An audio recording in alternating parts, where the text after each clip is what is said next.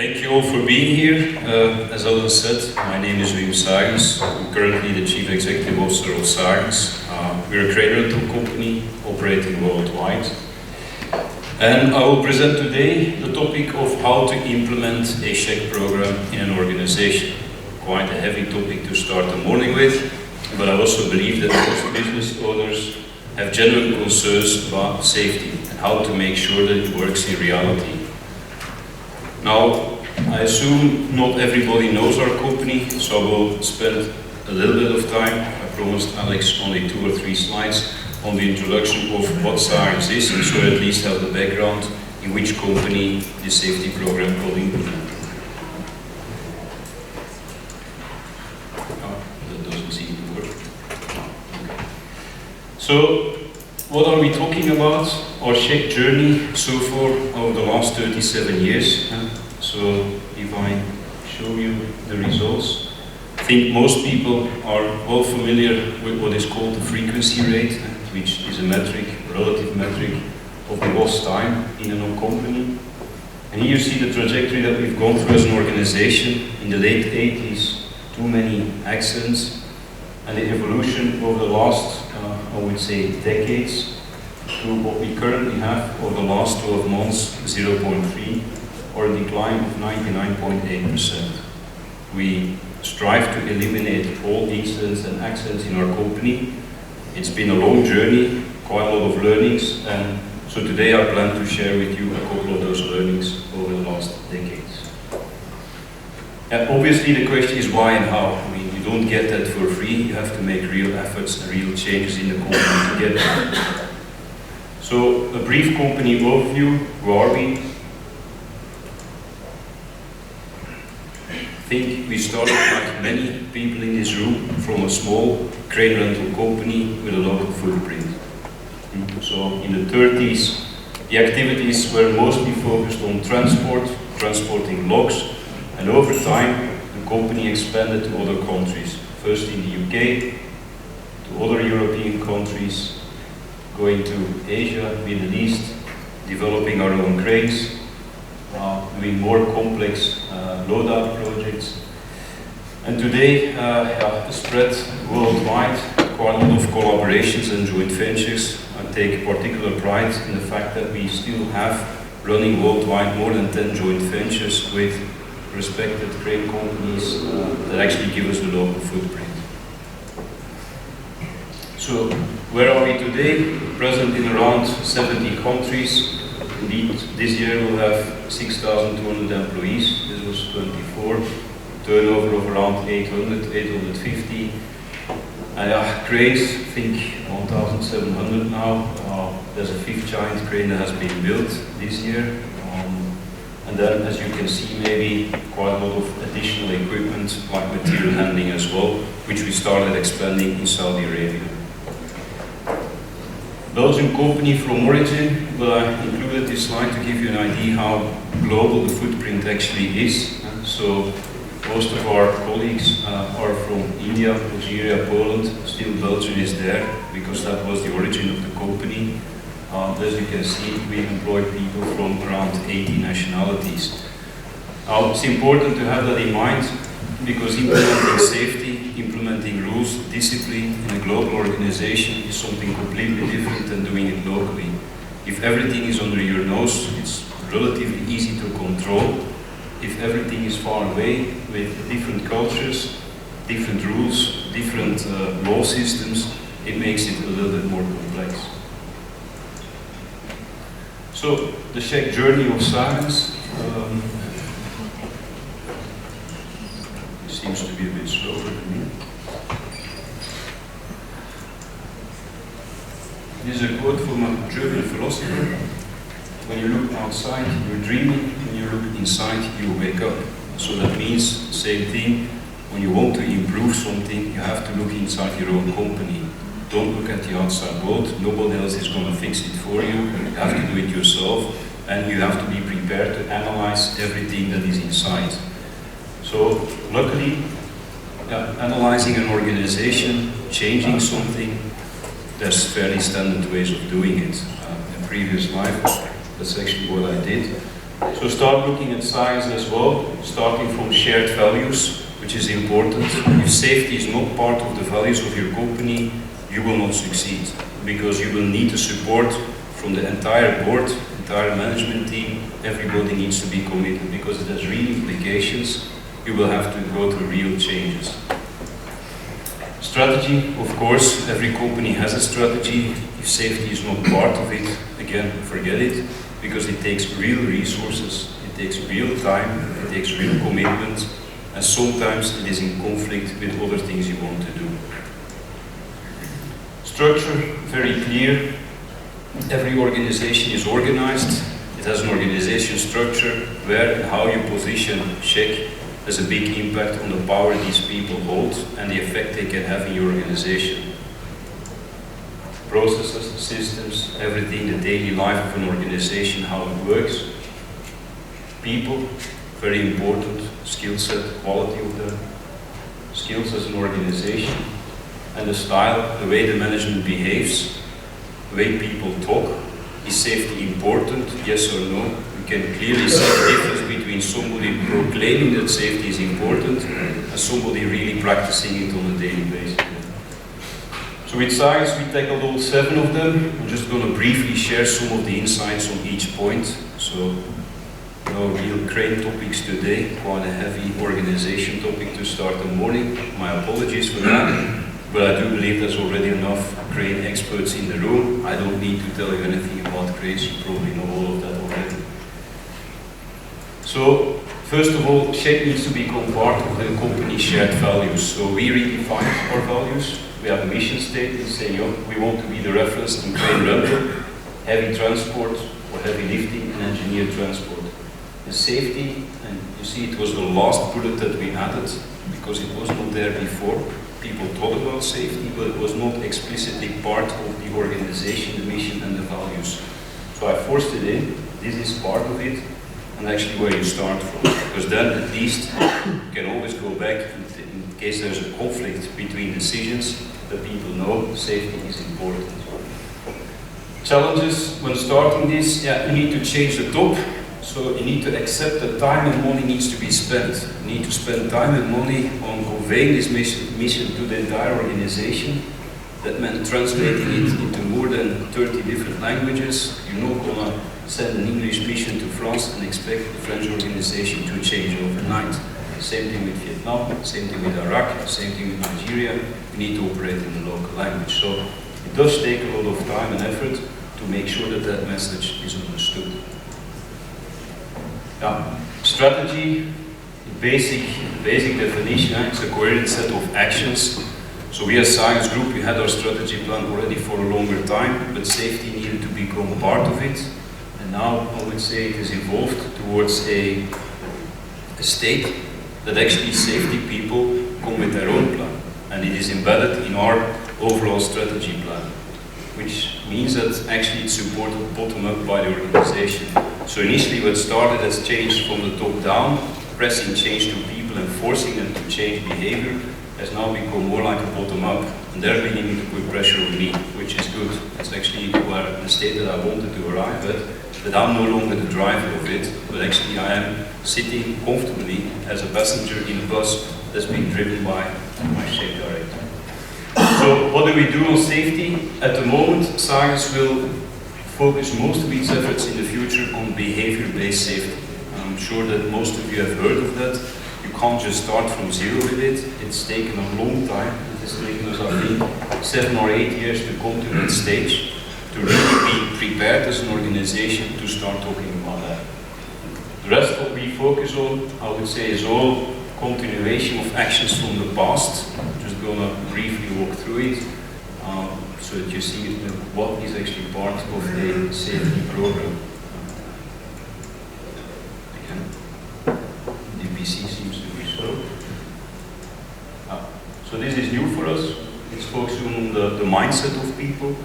Everything else is, I would say, in a monitoring and a going concern phase. So yes, we track everything, we work on reducing all of that, let's say metrics of how to drive, safety reporting, how to make people accountable. everything is there, so the top is going to be the new one, because what we see, well, now that we are at a frequency rate of 0.3, and actually to go to the push of 0, it means that we have to work more on the mindset of people. And we believe that it is possible to achieve 0 incidents. We have many depots worldwide, I think more than 100. There's quite many of them that achieve 0 year after year after year. Some of them still have some incidents, but overall, achieving 0 is possible.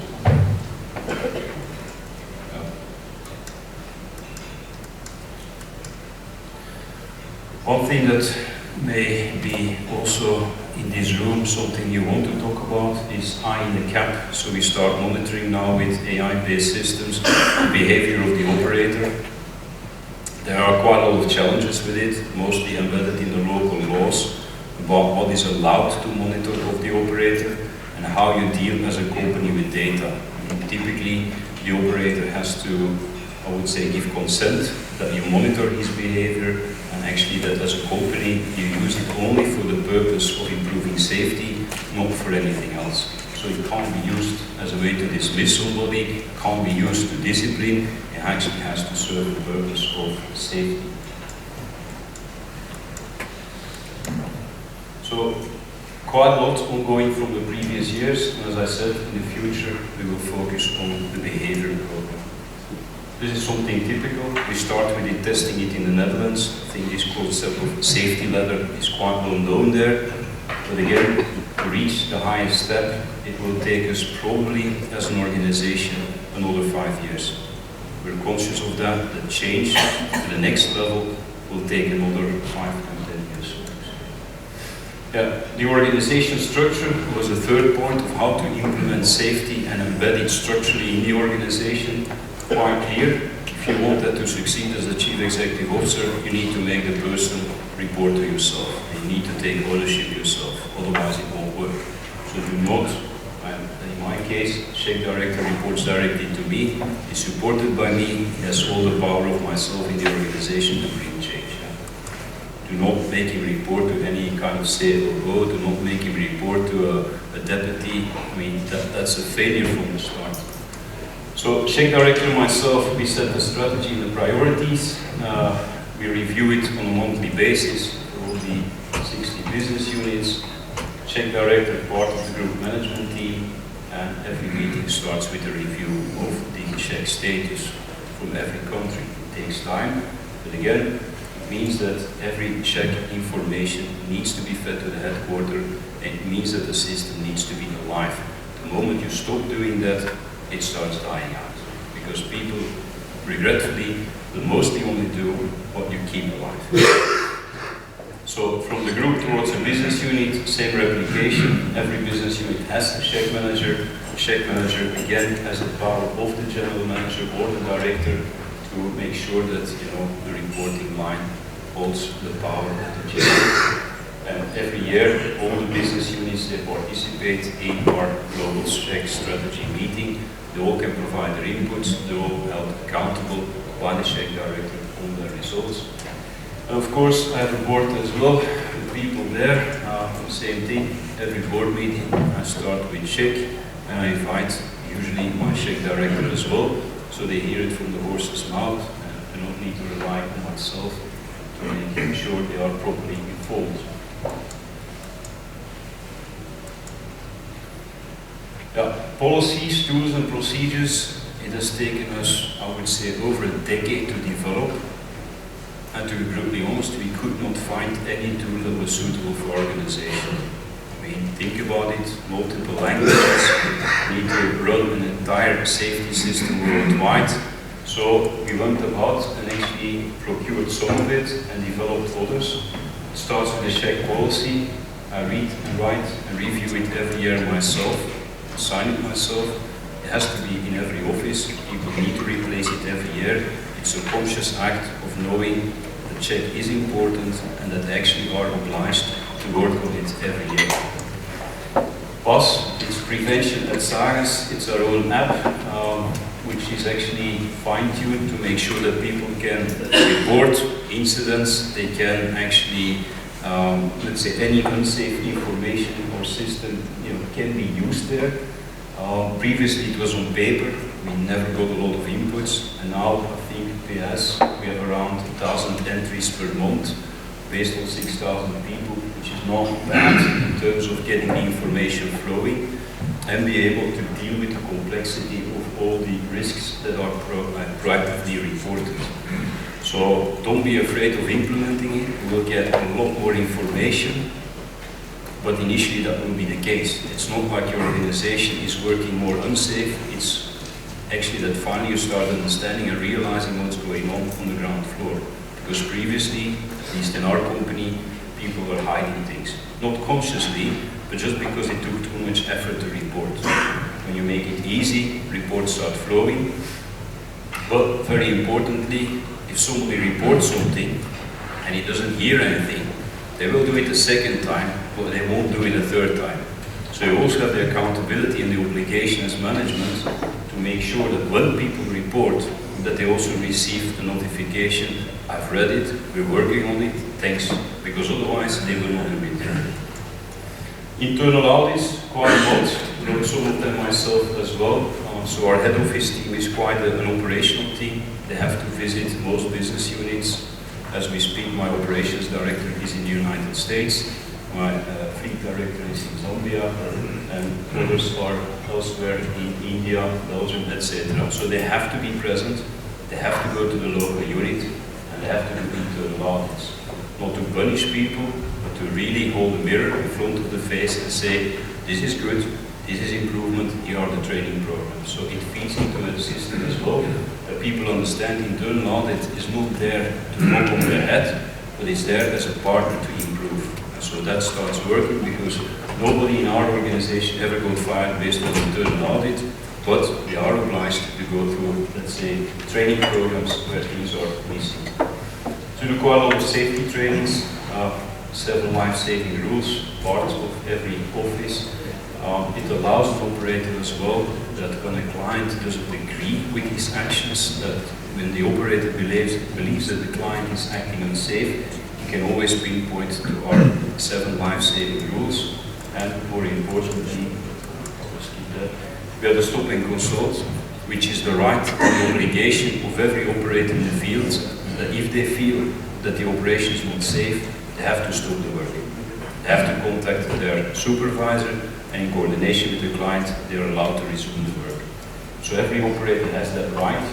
Most of the stickers in the crane as well, that when there is a conflict, the operator can always point and say, it's my company's procedure, don't shoot at me, look at that, and jointly resolve the situation. Yeah, workplace inspection, I think that's critical.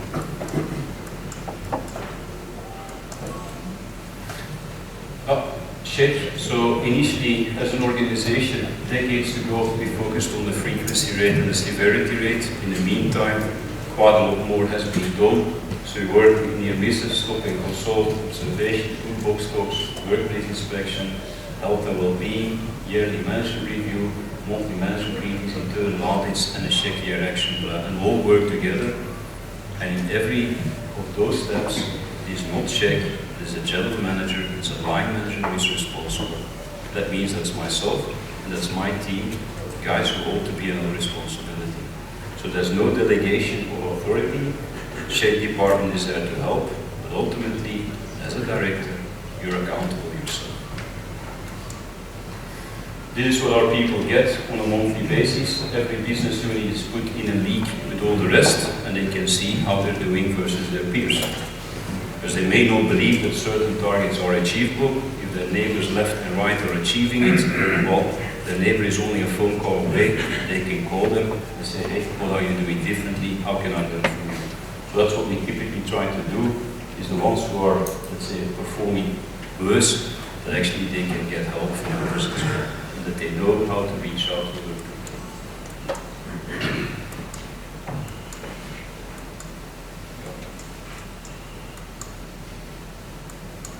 Yeah. Fifth element, SHEQ staff. If you want to implement safety, you need people. Without people, it doesn't work. It means only other words. So as of 20, we see that we've increased the number of safety professionals in the organization by around 46%. Doing only that, of course, doesn't help. It's a consequence of actually supporting the operations, as you can see, compared to the total number.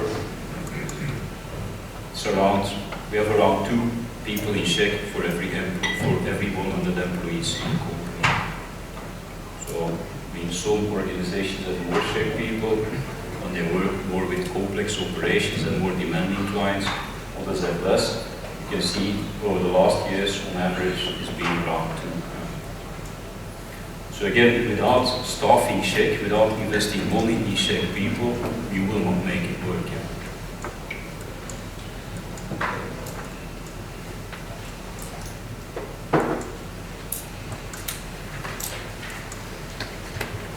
The skill set of an organization, that's maybe a little bit more fluffy, but we as Sarens, when we started thinking about it, I must admit that not all the minds were in the same direction.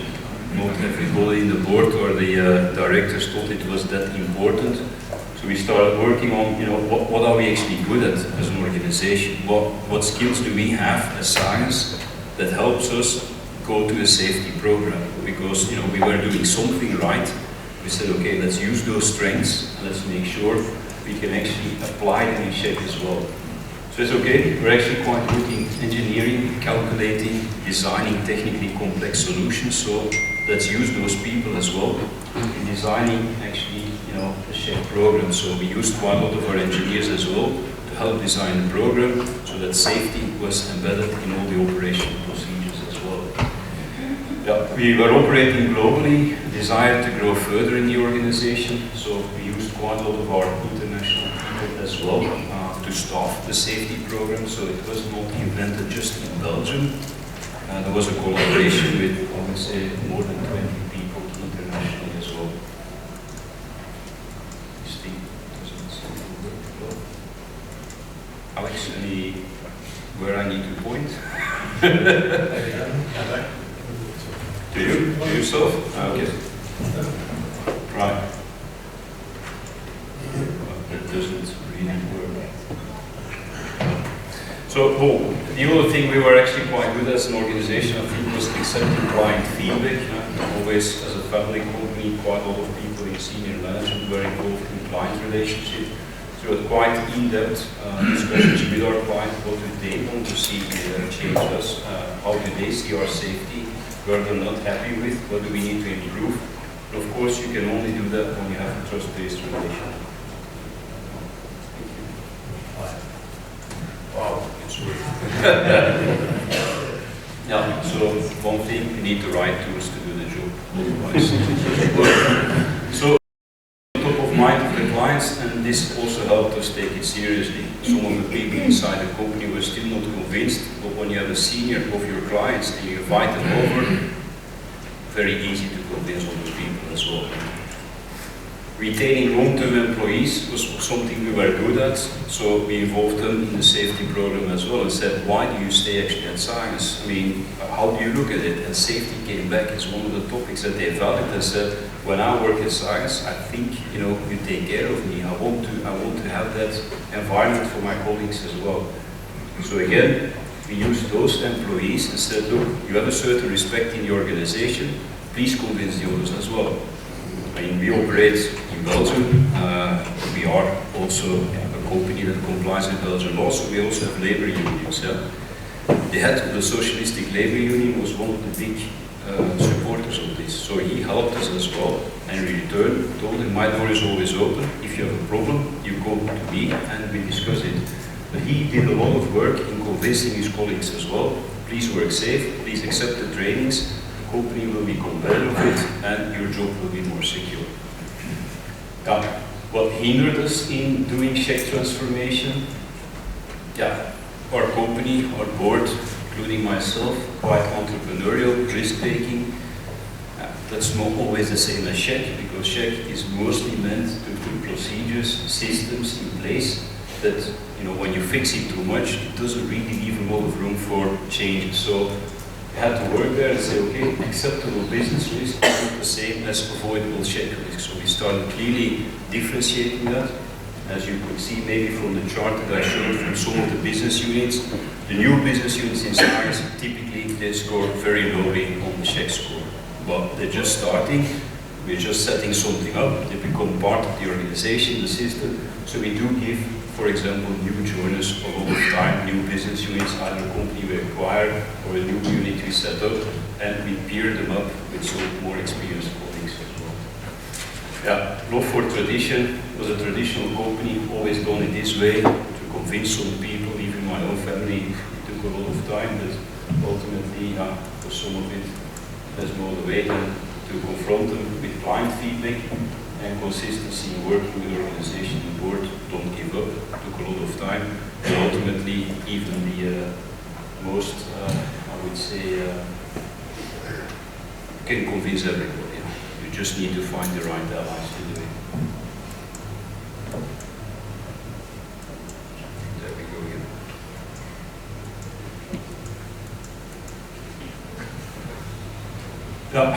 One of these initiatives resulted actually in our own safety and training center, so it goes beyond safety. It's also related to a topic that is discussed today, I think, where, how to find the skill set of people, find and recruit the right people. Well, we came to the conclusion that actually there's not enough talent in our industry, so we set up our own training center to make sure that at least when we believe that we have applicants with the right attitude, that we can train. So we now have a training center set up in Belgium, one in Poland and one in South Africa, and working on a couple more globally. Finally, the seventh element of making the change is the style and the way people behave.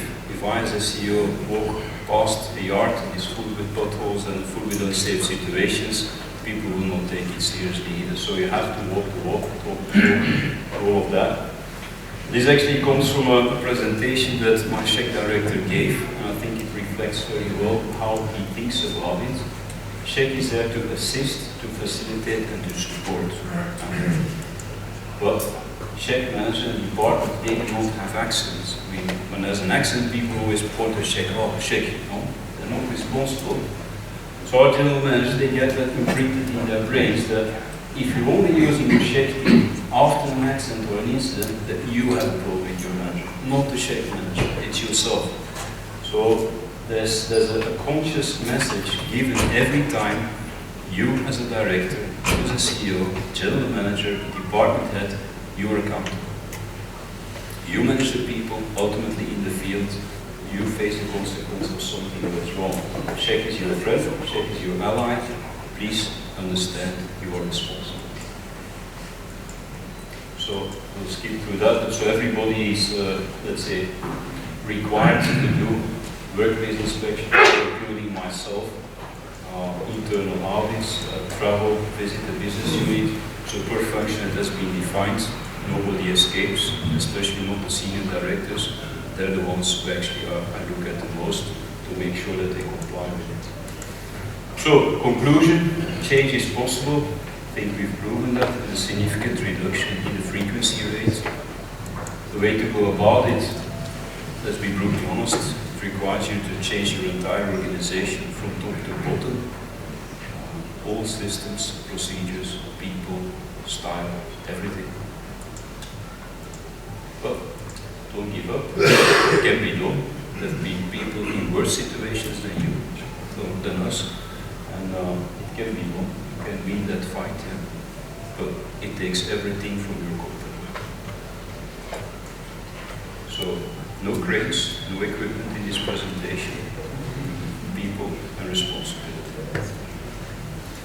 Oh, that was me. Thank you.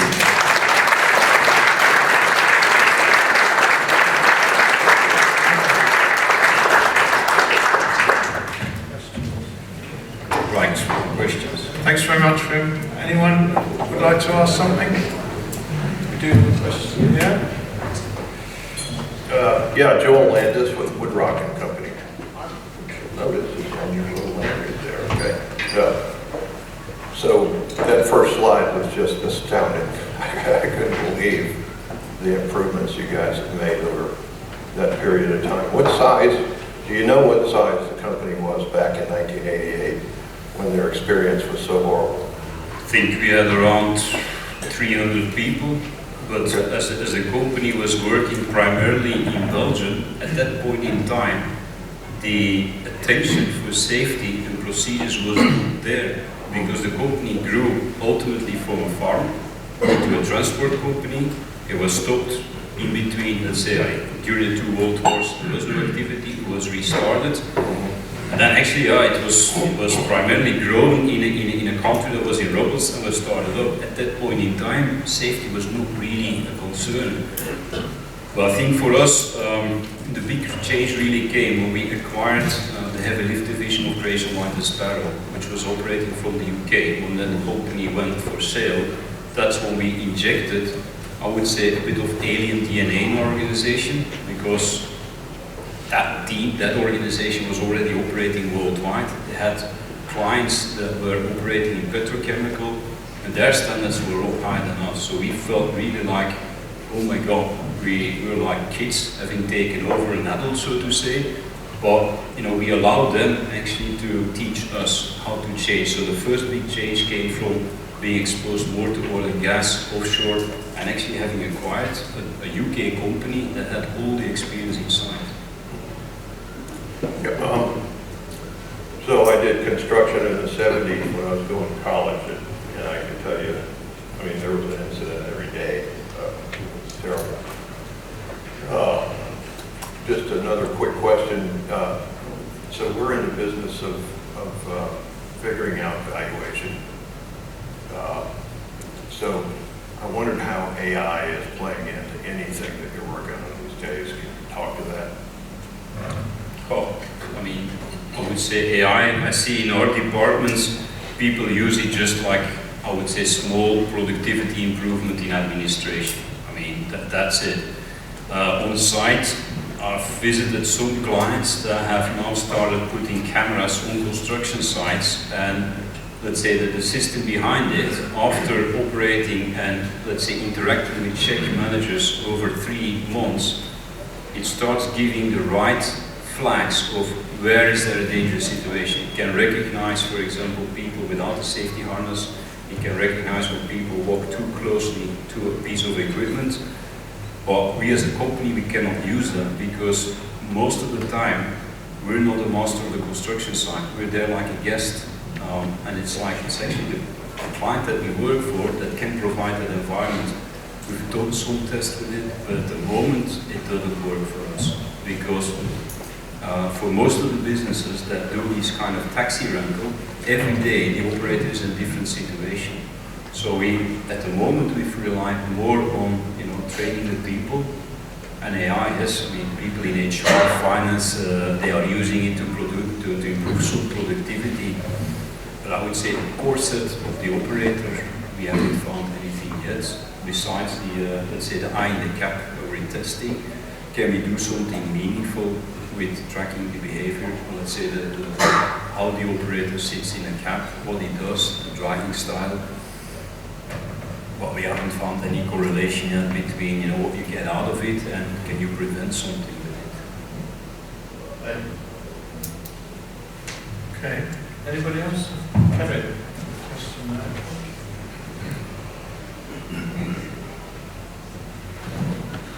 Good morning, sir. Thank you very much for the presentation. It was very insightful.